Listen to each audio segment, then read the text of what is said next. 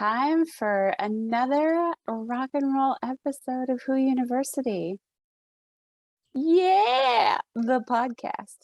So, um, Erin and I have been talking about kind of mixing things up a little bit, having a little bit more topic specific, but still not really. Everything is still raw. Everything is still unscripted, and yeah, just real and raw. Bullet points, but just not so we're not chasing butterflies and fairies and unicorns. We still do that, but Duh. having little bullet points I think sometimes helps us keep us on track. Yeah, yeah. All right. So, as per the usual, we're going to start out with inviting everyone in that would like to participate to be present here in this space with us. And so, let's start out just by kind of looking around. Where are you right now? What do you see? What's in your environment? Do you feel essentially like you're safe if you're driving? What do you notice around you? What do you notice?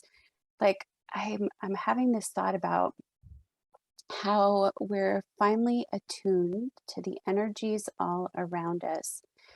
And like we're currently sitting in chairs inside of a domicile at the moment, but some of you may be out on a bike, in a car, on a boat, on a train, in a plane. Who knows where you are right now?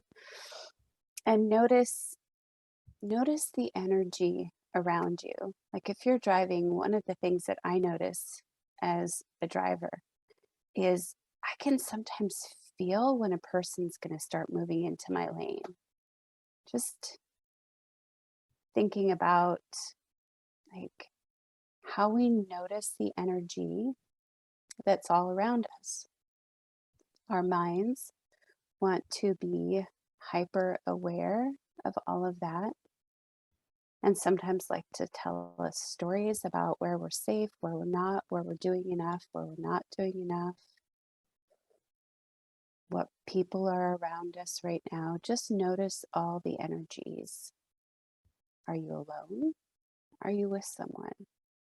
Do you have earbuds in? Maybe you don't.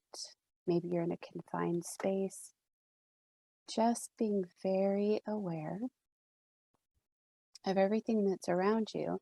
And then I want you to tune into your breath, because that's something that's inside of you. Tuning into your breath and your heartbeat.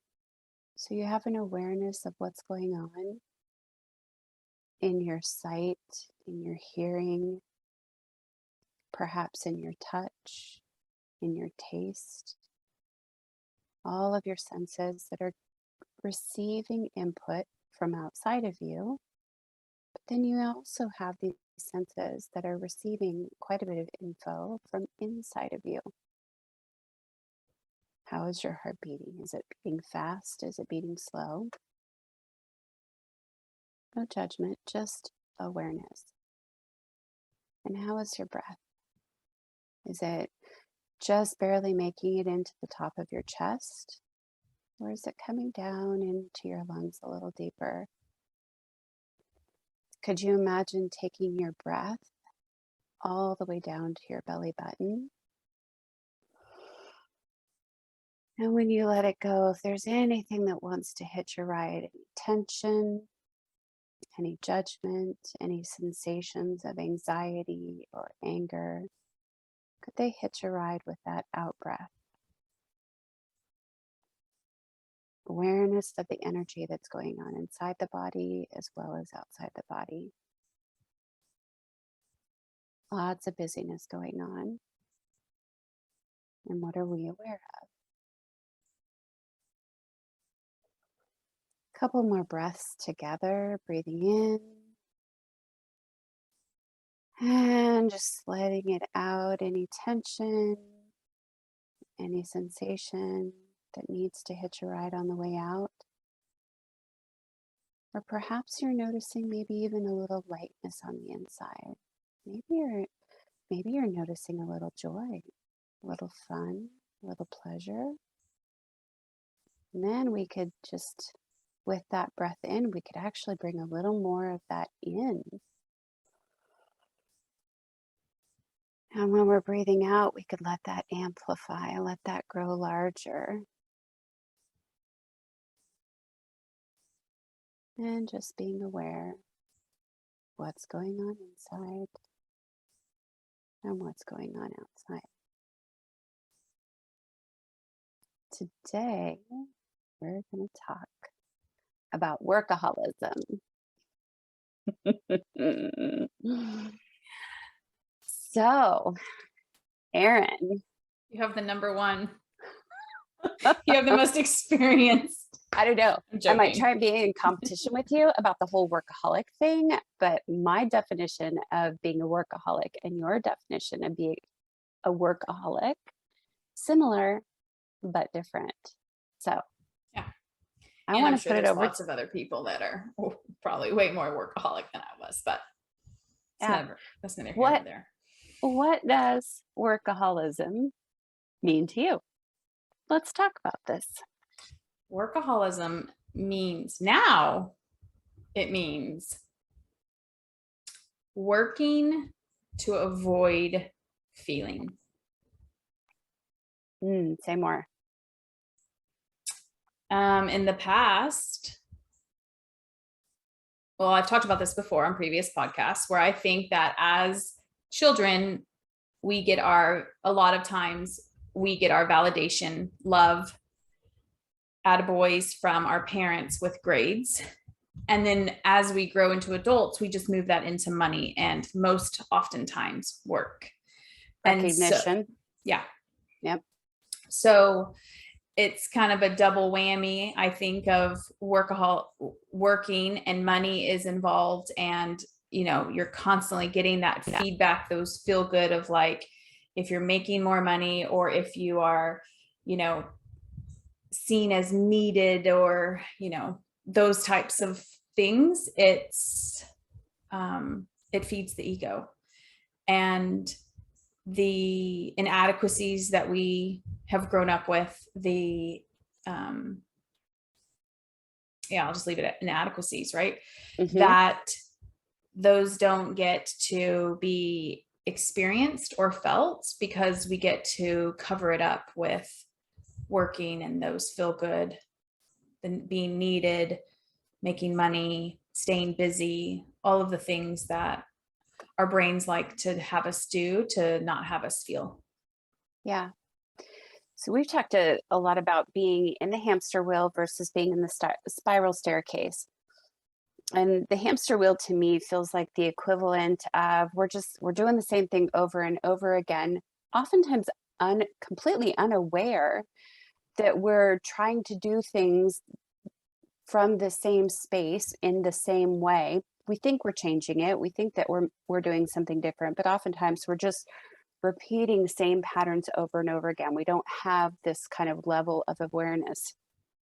So we're stuck in this hamster wheel of doing it the same. We look at our past. We're like, okay, this and this and this happened every time I did this. I'm not sure. How do I fix this? What do I need to do? Kind of thing. And it's usually from the house standpoint. How do we fix this? So there's that initial kind of that being in a place of hell is being in that hamster wheel, trying to make things change, feeling like we're unhappy, but we really don't know. Maybe we don't understand what there is to do about it. And then the next level up, once we basically step forward into the spiral staircase, is we're still cycling around in circles. We still have these cycles of growth that we're going through, but now we're kind of peeling away the levels and layers of the onions. We start to have awareness around what's going on. And that's where some of this buffering comes in, which I want to come back to that in just a second, because I would love for you to explain what buffering looks like for you, for our listeners. It's always good to hear this on multiple different times, because something we might say this episode doesn't connect, but a previous one did, or ones Yeah, to follow shifts, will. right? The awareness continues to grow. So may not have hit home a couple times, a couple of episodes ago, but we're in a different state now. And so makes sense now Yeah. where the awareness is there. So once we enter into the space of starting to grow our awareness, starting to have more understanding, um, we we shift and we start to go through these cycles where sometimes we re-enter that buffering state and then we have a new awareness that is all about it. It kind of feels like purgatory oftentimes, because at that point we've become aware that there's something else, something better, something more, something different, but we don't know how to get there. And we're constantly in this kind of state of wanting to pursue that change. And then we start to dip into what we call the paradise level, right? It's this, um, our level of awareness has raised, and maybe we've touched our toes into the waters of feeling a little peace or feeling joy, feeling harmony, feeling something a little bit more in life. And we're like, I want more of that. And that is our human journey, right? So with workaholism, I would love for you to share a couple things. What does buffering mean to you? And that might come into the kind of second or inclusive question that I have for you is, what did workaholism look like to you when you were in the hamster wheel? And then as you started to progress into the spiral staircase and the levels of purgatory and trying to touch into some paradise. So for buffering, I think for me, it just means anything that I am doing to avoid not feeling. And when I say not feeling, what I mean are those lower vibration emotions, anger, frustration, resentment, sadness, anything that doesn't feel like fun, ease, joy, love, compassion, all of those things, right? So when, so my buffering of choice was to work. I'm sure I probably would eat. That would probably be something else like snack and stuff. But eating or shopping, that has never been my, if you want to call it addiction. It's been working. And it was a way for me to feel, I want to say falsely good about myself, because it's only temporary. It wasn't coming from an internal state, right? It was coming from, if I made X amount of money, if I, advanced in work or something of that sort, then I would feel, then I would think that would make me feel a certain way. And I wouldn't have to, feel a lot of times was frustration and anger. And, working from home for the last, I don't know, 12, 10 years, however many years, it's very easy to just go in your office and shut the door. Right. And so, and it starts, I think it starts like, I don't want to say innocently, but like, if we're not cognizant of it, you're working, right after dinner, or maybe you're working in the bed, or maybe you're working in the morning time before the baby wakes up. Like before I knew it, I was always working. If I wasn't, and I don't even want to say with my family, because if I was with my family, I was probably still working some, or in my mind, I was thinking about work, right? There were plenty of times where I would be waking up in the middle of the night and I would just be thinking of all of the things I needed to do for work or what was going on with work. And so it gave me an escape. That's probably the best word. Buffering is just an escape to not have to feel what truly those heavy hitting emotions that I didn't want to feel. So um, take us back to childhood, Erin. Where Mm-hmm. did we oftentimes as a society talk about, where did you get your work ethic, right? So if we're talking about workaholism, and when I think of, I didn't look, because we don't script this, I didn't look up the like alcoholism, workaholism. if I remember correctly, um, ism is like a, um, help me out here. The ism part is sort of like maybe the overdoing or Yeah. the It's over whatever, right? It's overing something. saturation, Yeah. right? Over. Yeah. Okay. So if we're going to talk about workaholism, being sort of in that addiction to working, um, let's go back to young Erin. Where did you start learning your work ethic? Because we oftentimes talk about this in society. What is our work ethic? Where do Yeah. we learn our work ethic? And what is your earliest memory of what work Hmm. and your work ethic Yeah. was? My dad, he's always been self-employed. I remember we would go, gosh, I might have been 5 or 6 going to he owned gas stations, And so we would go, me and my sister, and we would know how to like, back in the 80s, how to like push the cash register to get the money out to use for our like, what are they called? Where you put all the snacks in vending machines, right? Mhm. So he'd have vending machines in the waiting room, and me and my sister would go and we'd push however we figured it out. And we'd go and we'd take money and we would use it for, the vending machines we would go and visit. And understanding now, it always came from a place of wanting to provide for his family, right? What is his society, maybe not so now, but back in the 80s and 50s and all back then, right? Like the husband goes to work, provides for the family, the mom stays home, takes care of the kids. And that's kind of the traditional childhood that I had. And so working, my dad, like, I mean, early morning, 5 or 6 a.m. to late at night, 7, 8, 9 o'clock at night. I think he had dinner with us. I think he would come home and read books and put us to bed, but very much so that my mom had the brunt of the work in terms of taking care of the kids and raising us.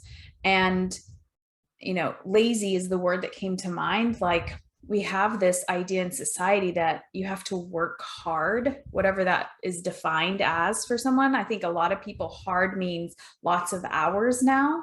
Mhm. The 40-hour work week originally came from Henry Ford when he was like, hey, how do I like, that was that idea. So it's not necessarily that we are working efficiently or that we are working in our highest, right? It's just we're working a lot of hours.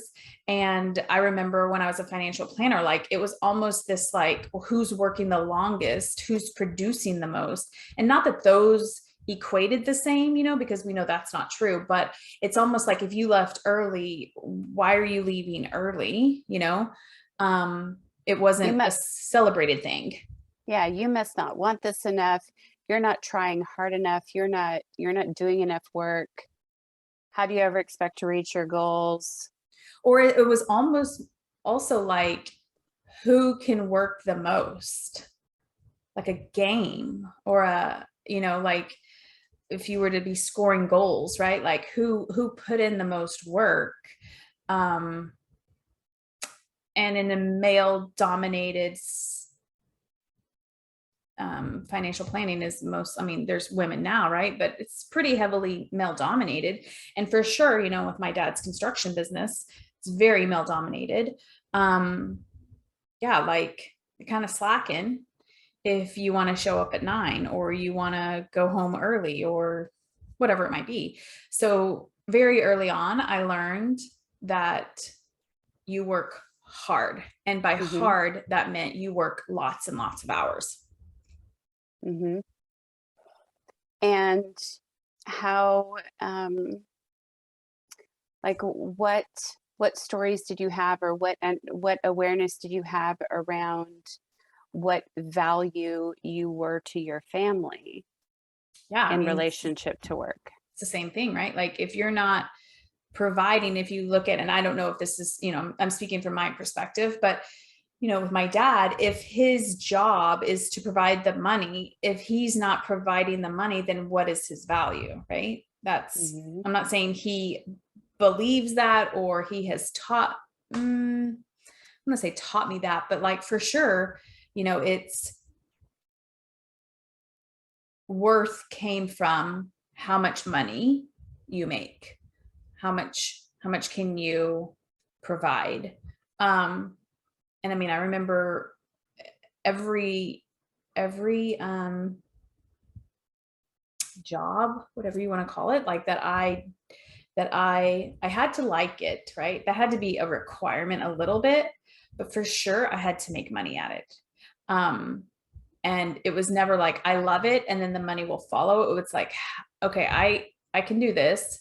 Like when I thought I wanted to go to medical school, and then I was, working in the intensive care unit, the pediatric intensive care unit, and then I was like, wait a minute, these residents are here all the time. That trade-off for that amount of money they're going to make, even though, as an intensivist or an orthopedic surgeon, whatever, I don't know if I'm willing, right, to give up my Mm-hmm. time for that kind of money. And so it was always, those choices were always made with how much time am I going to have to put in and how much money am I going to make, which that was for sure taught to me, like time equals money, which we know that's not true either, right? Because we all have the We same know amount of that's time. not true, Yeah, well, but yeah, for a lot of people, that story is still very true. That belief that time is money yeah, is very true. yeah. So yeah, watching grow up, with a dad that meant well and wanted to provide for his family, but also showed us like money is very important. And those probably came from his insecurities and what he, experienced growing up as a kid and not having a lot, and wanting to have more for himself and his family. But it was definitely, whether it was straight up said to us or it was done by, which that's really how children learn, right? By Mm-hmm. watching him. Yep. It was, you work hard and you go in, even when you don't feel like it, even when your body is saying, I'm really exhausted, you still do it. And so that was kind of ingrained in me very, very early on. And so unless you're aware, going back to what you originally said, right? Unless you're aware, unless you want to think about it differently, unless you want to change your story, you will just recreate it. Yep. Yep. Especially when we're out of awareness, we're just functioning within the habits and patterns and addictions of what we've done to adapt. So when we think about the workaholism or the alcoholism, it's that same thing, right? It's thinking that we've adapted to certain parts of us that don't feel good, are not happy, don't know how to change it, but this is what we've learned. So we've brought on some sort of adaptation or way that we can get through what we need to do, and that becomes the addiction, the habit. So what do you have an awareness around? Was there a moment, was there a series of things that brought you to a point of saying, uh, something's got to change? Yeah, this is bullshit. I remember, you know, feeling that way for quite some time, Hmm. asking our advisor, like, can I quit? And then we can just get to retirement with Jason. And he's like, yes, you can. Right. But then I had to work through all of this spider web of, I worked for my dad and my uncle, and from the, what I did for them. And here was this false sense of like, right, like they survived without me, they can figure it out afterwards. Right. But this intertwined, and I'm going to maybe disappoint them and all of that kind of stuff. So when Jason was having his anxiety, and that's like a topic for another podcast, right? Because that's what it was labeled as, like, but the anxiety, the OCD that he was experiencing when he was a mechanic at BMW, and he needed to take some time off, and he got that. And I remember like wanting to support him and supporting him like emotionally, right? And then also feeling so angry and resentful inside, because I'm like, this is not fair. What do I have to do? Have this thing in order for me to take a break? Yeah. And feeling so many emotions with that, right? Feeling like, gosh, I'm such a terrible wife because I think this about my husband. He's like in the throes of like, can't even get out of bed. Who am I? I'm a terrible wife, right? And then also thinking like, well, what about me? When do I get my break? When do I get to like, you know, have a moment where someone takes care of me, where I'm not responsible for everyone else, you know? Hmm. And having this like seesawness of like, I want to be helpful and I want to, you know, be supportive, and like feeling that anger and just this back and forth, you know? Um, and then, you know, what made it worse was like he had the income that, you know, from the disability stuff that he got to be able to have it. So we were totally taken care of. And I'm like, well, I mean, I have disability income, but like, I don't have anything wrong with me. Not that there's anything wrong with anxiety or OCD, right? But like, you have to have something wrong. I say it in air quotes, you know, by some medical doctor in order for you to get disability payments. So how am I going to do this?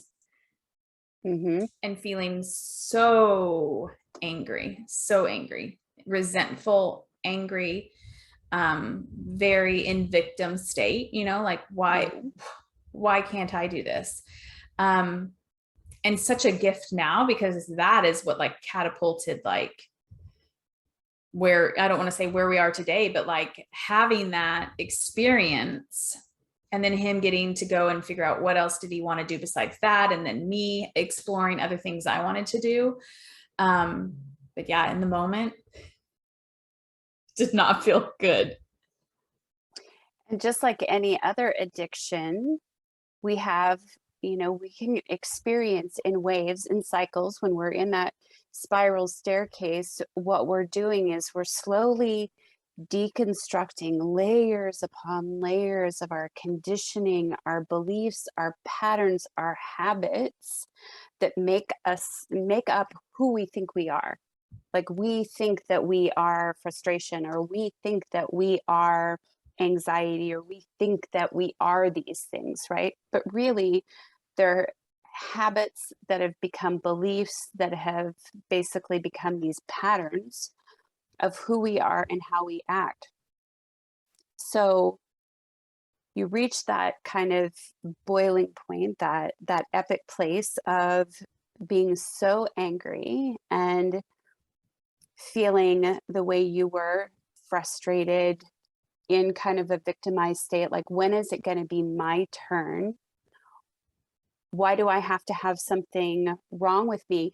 And here's another thing that you and I oftentimes see when we're coaching people, is this idea that I remember a conversation with my husband where we were talking about something, and I was trying to share a concept with him, and he's like, "You're basically asking me to admit that I'm broken, and I'm not gonna, like, that's just not, there's nothing wrong with me." Right. But almost this feeling of like, why do I have to be broken in Yes. order to be rescued, Yeah. or to be like, for it to be my turn?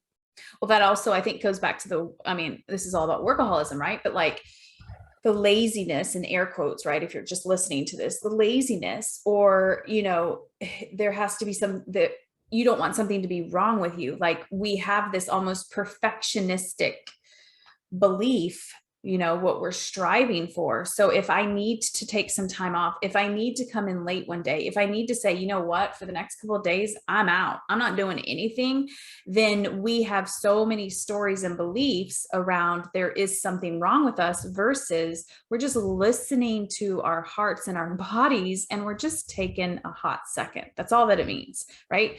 But Mhm. when you've grown up, when you surround yourself with people that equate what they produce, how much money they make, how many hours they put in, with their self-worth, it's all entangled and tied up there. So you don't want to be the one that's like, hey, me first, right? Like, Mhm. so you don't. And you just continue to muster through, and like queen of I'm fine, I'll take care of it. It's just like that was my motto. And so you have this negative connotation with I'm broken, or I can't handle it, or I need some time. And you don't want to say that. Yeah, that's a weakness Very much that so. you it feels way too vulnerable. Mm-hmm. So we don't even consider it. We push that off to the side. So then the question becomes, and a lot of people are probably like, but how? How do I shift from being the victim of these circumstances to, like, Erin, you just said, I'm grateful for this. What the actual fuck, Yeah. right? Yeah. You How can you say that? you And start. Oh, sorry. Go ahead. how do you do that? How Yeah. did you jump from I'm a victim to I'm empowered? Well, it didn't go like just like that. I think that's the falsity. I don't know what the word I want to use, that like people think like, oh, I'm just victim and I'm now suddenly empowered. No, you're not, right? You are constantly back and forth until you become, right, or return to that person you have always been, just didn't know that. So, it starts with really knowing you have a choice, right? And some of those low vibration emotions of anger and resentment, and I've talked about this before, but that's a good thing, right? That is bringing you out of that indifferent state, right? Of that depression state of, you know what, this is just the way my life is going to be. I just have to suck it up and just accept it. So as you get angry, as you feel resentment, as you feel that frustration, that's actually a good thing, because you're going towards a higher vibration to be like, okay, so it's realizing you have a choice. I know a lot of us think that we don't, but Mm-hmm. we do, right? And this comes back to feeling, right? What was I willing to feel in order to have what I wanted? Because here's the thing, you're already fucking pissed off anyways. You might as Right. well, you might as well be, feeling maybe guilty, or maybe feeling, a little bit of some discomfort while you're on your way to Shame. shame. Yeah. Oh, Shame and guilt, right? Shame and guilt were probably my biggest two.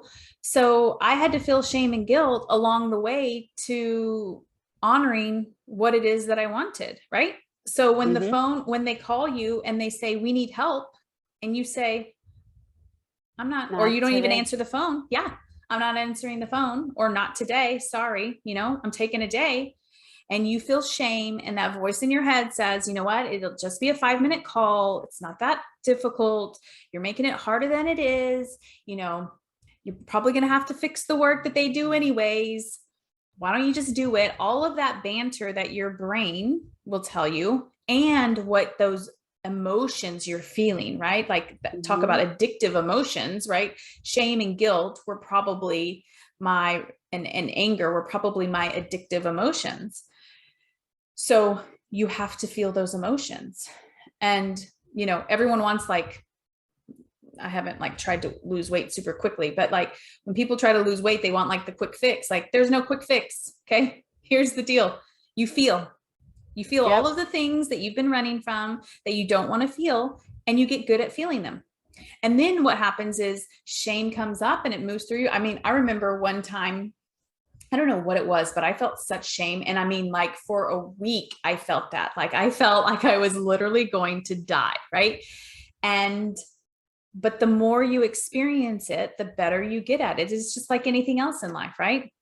Yeah. Whatever we put our attention to and focus on, right, we get better at. And so really feeling those emotions and being aware, right? Like, okay, these are the decisions, or these are the actions that I used to take.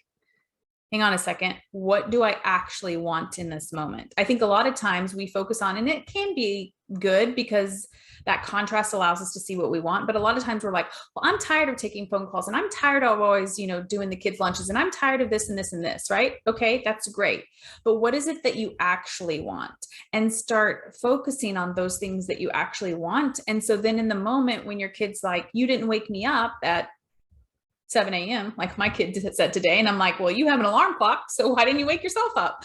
But a lot of times we go back into, because we're not aware, or we haven't just taken a breath to be like, okay, wait a minute, how do I want to respond? And awareness, and I don't know if we talked about this yet, but awareness in the beginning, it happens after the fact, right? Mm-hmm. So we've gone through the whole thing. We've answered the phone call for our work people. We've answered their questions, and then we're mad that we did it, right?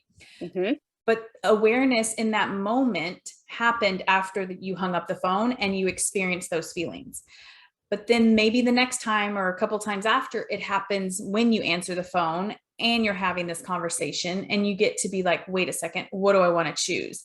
And then when you get really good at awareness, it happens before it even, or you're aware of it before it even happens, right? There's many times Mm-hmm. now where I'm like, that doesn't need to be said. Okay, we'll keep our mouth shut, you know? But you have to get it. It's kind of like you've kind of got to fuck it up all the way till you get to the point where you're like, okay, how do I want to respond before it even happens? But it's, people are like, well, how do you do it? You fuck it up a lot and you feel a lot. And what has been your greatest asset in creating this change for yourself? Like, I have one word that's particularly coming to mind, but when you think about this awareness, okay, so you took the phone call and afterwards you're like, ah, shit, I didn't want to do that. What has made the difference? Now, compassion. Yeah. Before, I had no compassion, which that was like late. And I talked about, the Buddhist and talks about the two arrows, right? Like, so that just layers it, right? You take the phone call, you feel upset, resentment, whatever. And then you just layer it with like shouldn't haves and shames and all the other things. It's like, we can just say, you know what? I took the phone call. I know that is a habit I'm trying to break. And it might take me a couple of times, and it's totally okay. But Mm-hmm. what many of us do, I want to tell this quick story because Grayson and I were in Target this weekend, and this mom was totally, for my words, I want to say, berating this child of like, I don't like what comes out of your mouth. Nothing that comes out of your mouth is nice lately. And I said, everything that's coming out of her mouth is not very nice.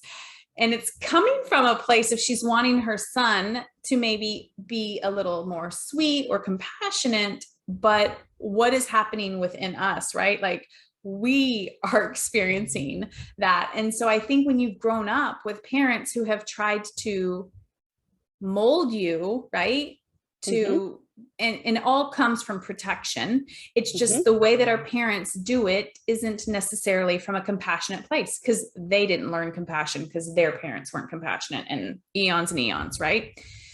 So we have to teach ourselves compassion.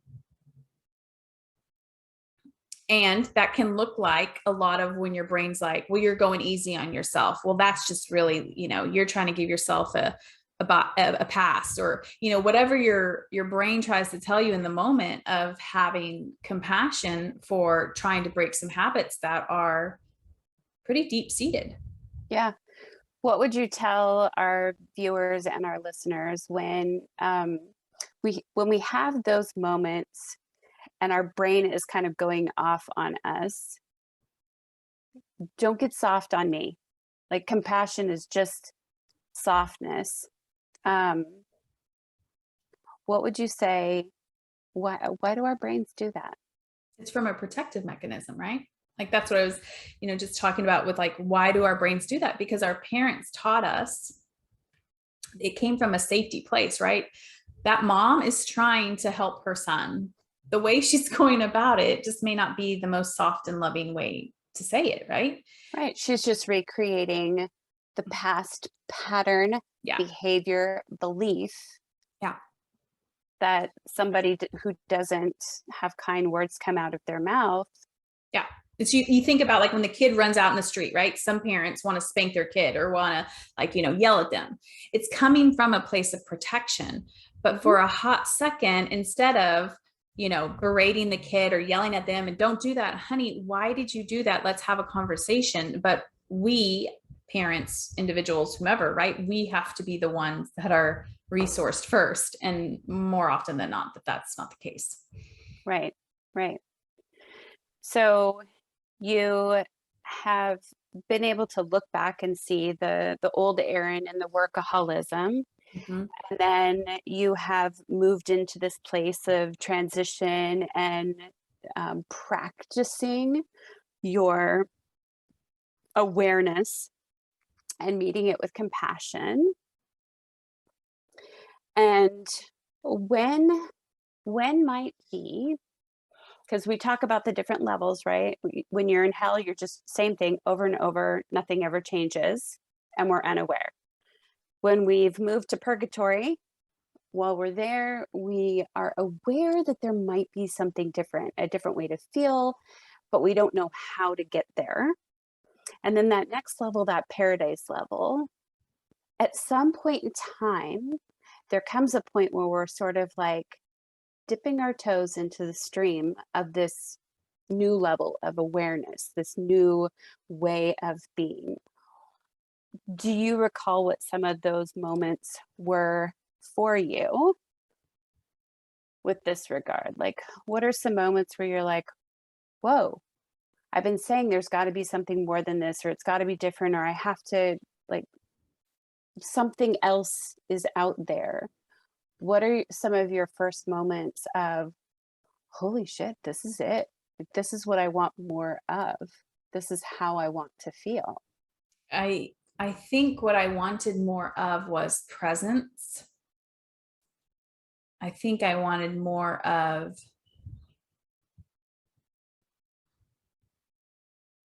man, I just had every single second of every single day spoken for. And I remember being in the shower being like, I just want to eat my lunch and not have any phone calls or work at my desk, or I just want to go for a walk around the block in the neighborhood. And I think for a lot of people, they think it has to be this like huge, you know, Change or shift. change. Ultimately it did come when I decided to take that 3 months, then year off. But it started with, I just want to eat my lunch. And here's the thing. I think for a lot of us that are really good at accomplishing all the things, that seems like not enough, right? It's got to be something bigger than that. But it's really in the mundane and in the daily is where change happens, which isn't sexy, right? Um, Yep. isn't quick fix, and I just remember I'm going to start doing that. I'm going to start there. I'm going to start eating my lunch, not answering phone calls, and I'm going to eat it at the kitchen table. I'm not eating it at the desk anymore. And I'm not answering phone calls. And then that led to, okay, I'm going to actually not answer my phone when I leave my office. Or when I'm with Grayson, I'm actually going to be with Grayson and not be texting people with work while I'm with her. And just little by little making those changes, and also allowing for that voice in our head to be like, well, it's not that bad. It's just a quick text, whatever it wants to tell you, allowing that to just be there while I am doing what I'm doing, which that doesn't feel in your body if you're really truly present. That's why those urges to do what we've always done are there, and we can either recreate it again, or we can stop the habit, is because those urges and what our bodies are addicted to, whatever emotion we're feeling, will do anything to feel or not feel it, right? Whatever it might be. Right. I think of this is like there have been a couple of times where David has decided to quit caffeine, or years ago I used to smoke, and when I decided I wanted to continue or to quit smoking, and um, it was like weaning off of that, and then noticing how certain triggers were always for sure make you want to, like for him, have some caffeine to stay awake, or for me to have a cigarette because I was out drinking or with friends or doing things like that. And so we have these urges, these addictions, and part of that is the chemistry of the cell. Like, um, so caffeine's probably one of the easiest things to sort of talk about it at a cellular level. We have these receptors on our cells that are used to taking certain things in, whether it's the dopamine or the serotonin. And with serotonin's like satisfaction, I think dopamine is more of kind of like a feel good. Mhm. And um, and so your cell has these receptors, and when you're drinking caffeine, it will take over, taking up some of the space in the receptors and what it's receiving into the cell. And when you stop giving it the caffeine, then you start to get a headache, or you start to feel like Sluggish, anybody, or yeah. yet anybody who's gotten off drugs, cigarettes, alcohol, whatever, we notice those withdrawal symptoms. And that is because our cells have become normalized or used to having a certain thing come into those receptors and fit into it. And when it's not there, the cell's like, hey, I need this. Or it thinks, hey, I need this in order to feel good or to feel better. So at first, how did that 30 minutes sitting at the table eating, Terrible. right? We're like, oh, this should feel good. Yeah. I think that that's like that is a really big thing that I want people to understand. Like, it's going to feel terrible, but here's the deal. You already feel terrible, right? You're already upset, you're already annoyed, you're already frustrated, you're already resentful, whatever those emotions you're feeling. It's like, then let us just feel this terrible, a different type of terrible, but let us have what we want in the end. Yeah. And I don't think enough people maybe might be saying that, because I think with self-help, you're like, oh, well, it's gonna be Just rainbows do and this. daisies. Yeah. Yeah. And I can't tell you how many times, Jason's like, well, just do this. I'm like, it's never the action. The action takes literally 5 seconds, whatever it is, right? Tell the person, book the plane flight, move here, whatever it might be, right? It's simple. It's the emotions that you have to experience in order to get there. And that is what we aren't either aware of, compassionate with ourselves, that it might take a little bit of time to work into being that person, right? Yep. And so when we're like, well, stop it, it's like, yes, 100%, we can stop it just like that. And also notice how many years you have been practicing being this person. Mm-hmm. And that's not to say it's going to take that many years to become someone else. That's not what I'm saying. It's just have a little compassion for yourself that, when someone calls you and like, hey, can you come help us at work? And you just automatically say yes. It's because you've been so practiced at saying yes for that amount of time. Yep. And not really checking in with yourself to say, is this my, What do I want? yeah, what do What I do I really want? want? Yeah. Yeah. But that means slowing down, right? That means yeah, I'll go take care of it is that automatic response versus allowing some pause in between our responses, allowing some pause in between what we, do, or yeah, any of that. Yep.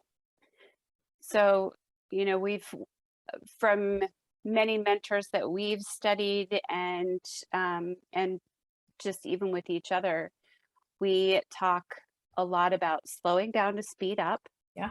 We also talk about when you are truly ready for change, when you are ready to step into that, get prepared, because it's going to be uncomfortable, but it's going to be a different kind of uncomfortable. You've just been sort of like in this place of misery, or in this place of discomfort or dissatisfaction, frustration, right? This perpetual state of that.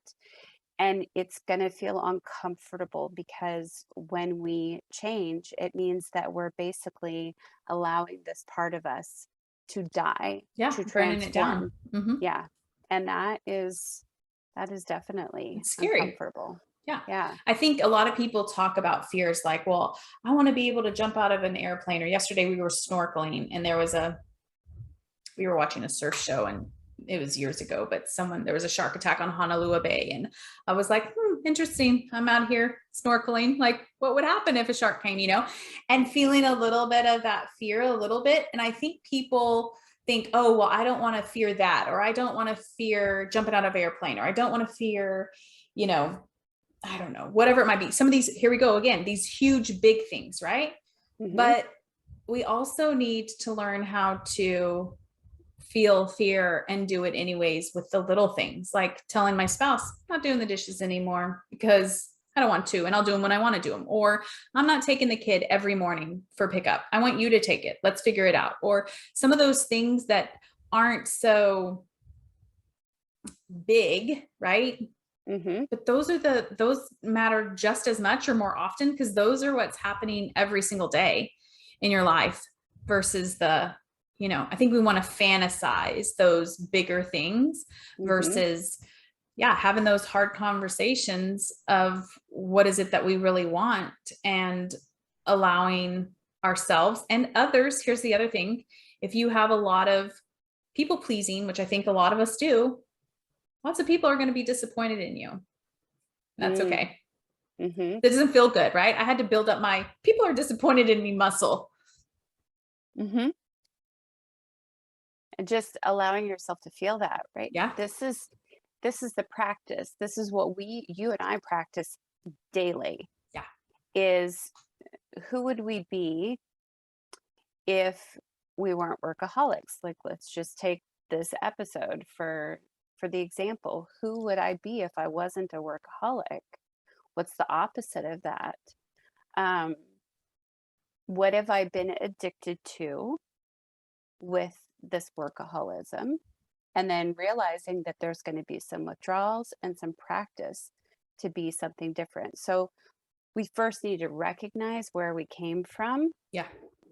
And that's when the awareness starts to kick up. And if we're going to kick our own asses, or if we're going to gaslight ourselves every time we are like, oh, God, I can't believe I took that phone call, we're not going to progress forward because we're in resistance to feeling bad, which is exactly what keeps us feeling bad. Yeah. I don't want to feel this.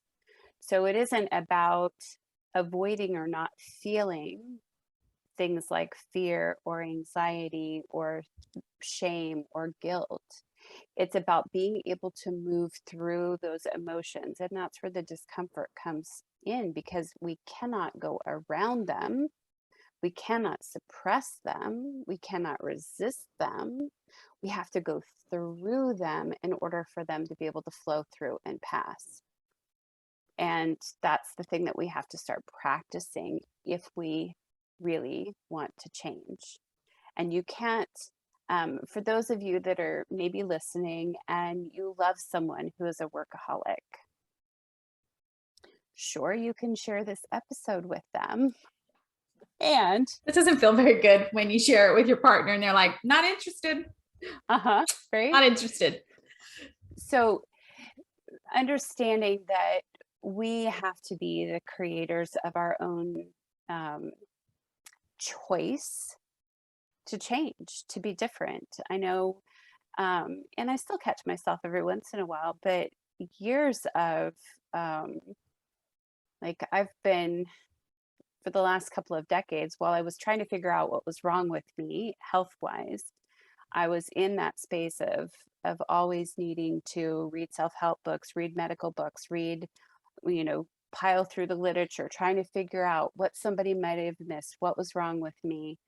That was my workaholism. My workaholism was trying to fix everyone else and also fix myself at the same time. And I would constantly be like, of course, everyone around me needed to read this book. Of course, everyone around me needed to hear this podcast. Of course, everyone around me needed to, right?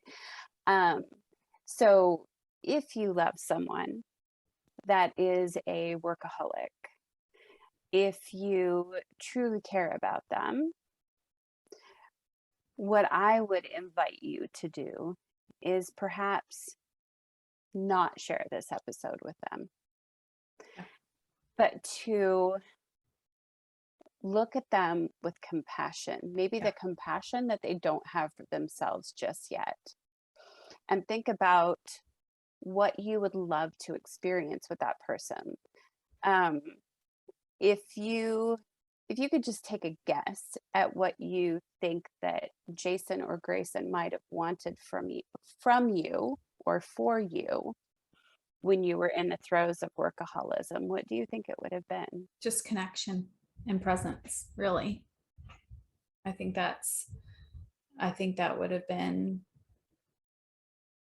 yeah, connection and presence. And just, um, that goes along with presence, but just like a breath, right? I mean, it Mhm. was palpable how stressed I was all the time. Um, and I think that's what we want, right? Like when we're with people, we want to be seen. We want to connect. We want to truly be with them. Yeah. And so I remember, and like you said, I'm glad you said, like, don't share the episode, because I remember Jason would be like, well, just, tell them this or just do this. And I would get so angry. Like, you don't understand, Easy because for you to say because you're yes, on you're not doing it. disability. Yeah.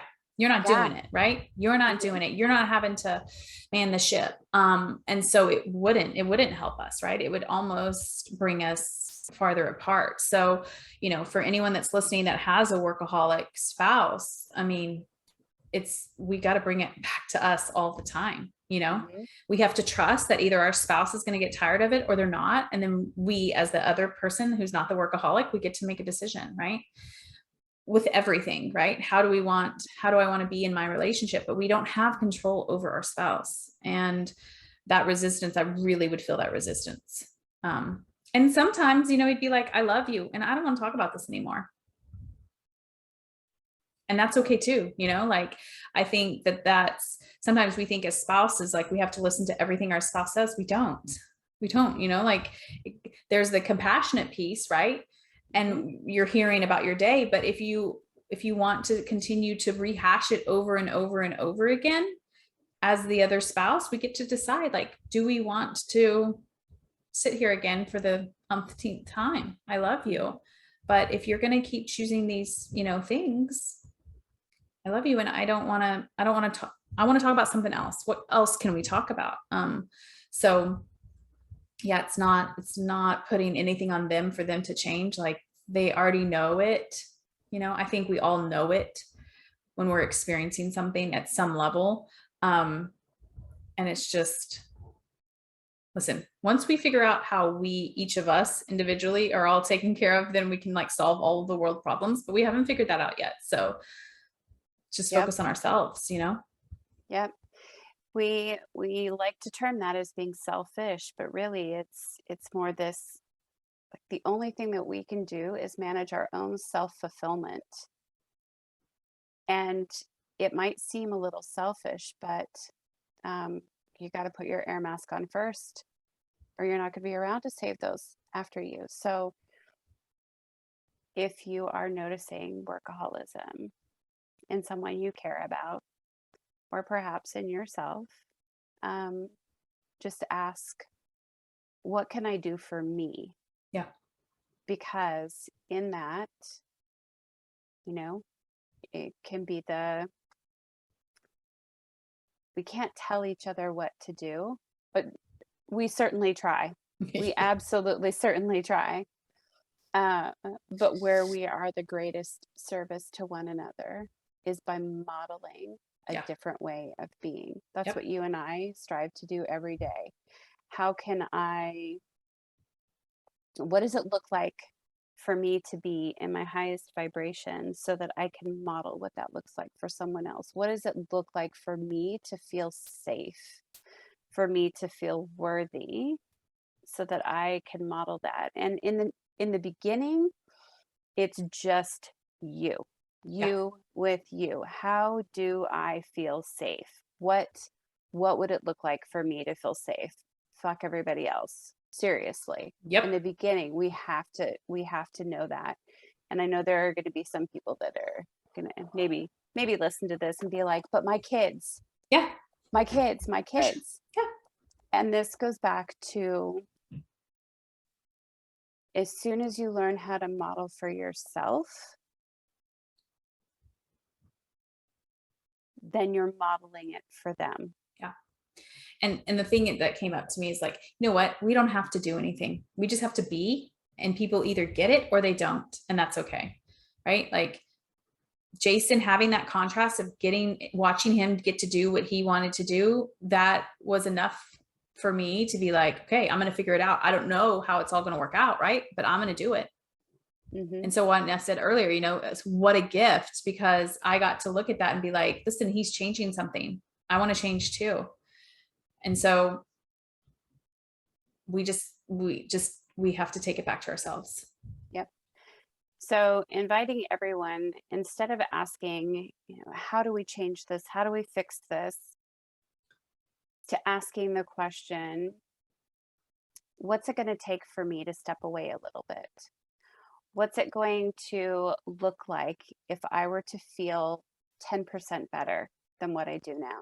What does that look like? Who's the person that doesn't answer the phone call? Who's the person that, Enjoys their lunch for 30 yeah, minutes, listening to music, or just having silence and being present with our food? yeah, That's a whole nother yeah. podcast. So it's really just asking unlimited questions, Mm-hmm. because the how, your brain will want to solve that, right? Versus, because your brain will come up with all the answers, why it may not work, versus who is the person? What will it take? How can it get better than this? Asking some of those open-ended, higher level questions so that we can allow it to Yeah. unfold. And we didn't spend a lot of time. Well, actually, we spent very little time on this, but I also want to offer, for those of you out there, that workaholism shows up a little different for you. Workaholism can show up as overdoingism. It can show up as always needing to make sure we take care of other people's wants and needs. My workaholism was um, like, I had a job that I loved to do and I wanted to do. And at the same time, I would take on responsibilities that I felt made me valuable or needed. And so my workaholism showed up as like, I don't have time to sit down and play a game because I've got laundry to do, or food to cook, or clients to see, or bills to manage, or whatever, right? Workaholism can show up in different ways than specifically a job, a Yeah. 9 to 5, someone else saying, I expect you to be here from this time to this time, right? Which we kind of standardly want to associate a workaholic with someone who has a job and they have these expectations by a company, um, or if they're entrepreneurs, like the people that are part of my organization and I support. But it can also show up in other ways. It can show up in the overdoingness, which is in and of itself a whole nother podcast about the doingness versus the beingness. But it can show up in lots of sneaky ways. Any kind of addiction that we have to being needed, producing a certain value. Like I know for myself, there were many times where my attaboys weren't like, way to close the sales deal, or way to have brought in this much revenue, or gosh, we couldn't have gotten through this problem or this fire without you. It was, I couldn't have gotten through this crisis without you, or I couldn't have pulled off this get together without you baking and cooking and doing all of these things that you did. Um, my attaboys came in different ways, like with doing nails for 30 years, it was needing my clients to be like, oh my gosh, It's so beautiful. it's so beautiful, and this is my time to come and to dump off all of my woes and my troubles. And I would just be like, yep, tell me whatever. I'm a vault. You can trust me. And I would take all of that in and sort of almost make it my problem Yeah. to try and help them, um, to fix things for them.